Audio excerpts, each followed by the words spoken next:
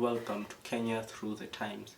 So today we want to be talking about our normal, this isn't like my regular videos. Today we are going to be talking about something much deeper, much more personal to me, and it's how we can learn more about history. And this is just as people, because I feel like a lot of people are either very ignorant or they just don't know anything about the country they live in.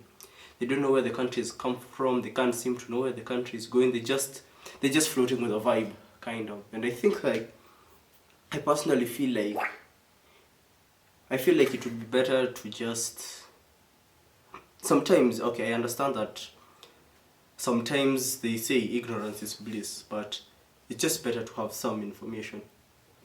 There are countless of places. For example, you find like the Kenya National Archives. Everybody just knows the archives as Nico Archives, the landmark, or they just know it as the point of entry anytime they're traveling, that this is where they're starting from. They just use it as a bus terminus. But when you walk in there, I feel like there's a lot you can learn.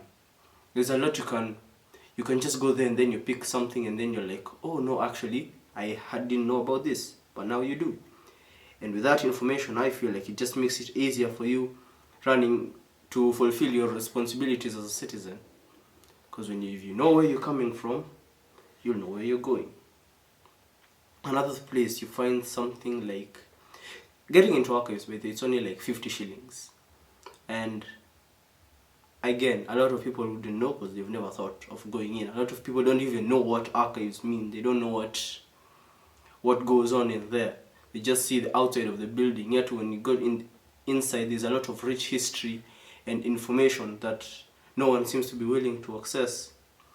Another place I think is maybe the National Museum.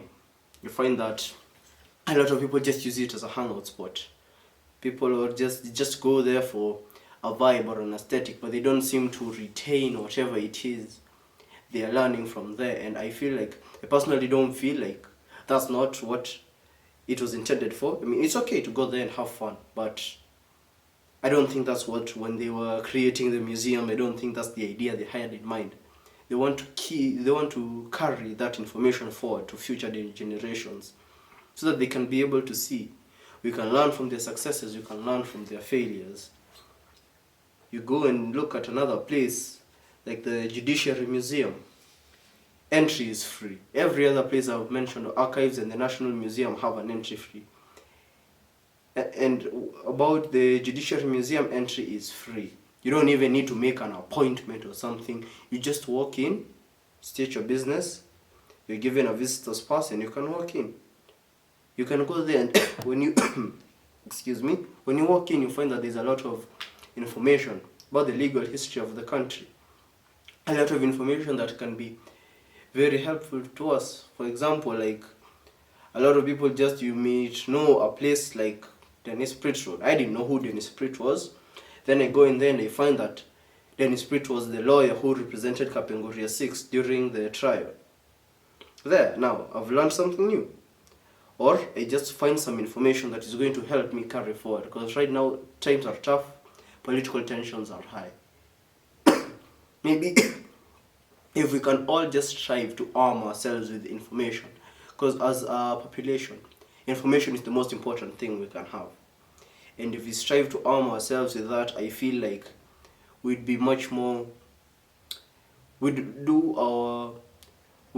to achieve what we were looking for with much more class and much more style, rather than just aiming blindly and hoping that it turns out properly. So yeah, I think people should just take some time to dive in. You don't even have to go anywhere. Just use the internet.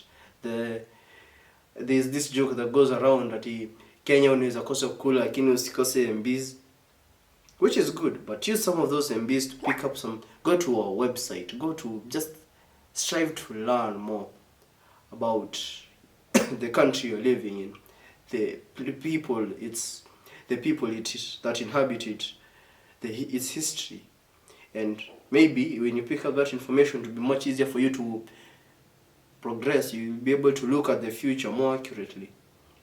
And yeah, those are just my 2 cents. Thank you again for listening. Once again, this is Franklin Rata, Kenya Through the Times. See you next time.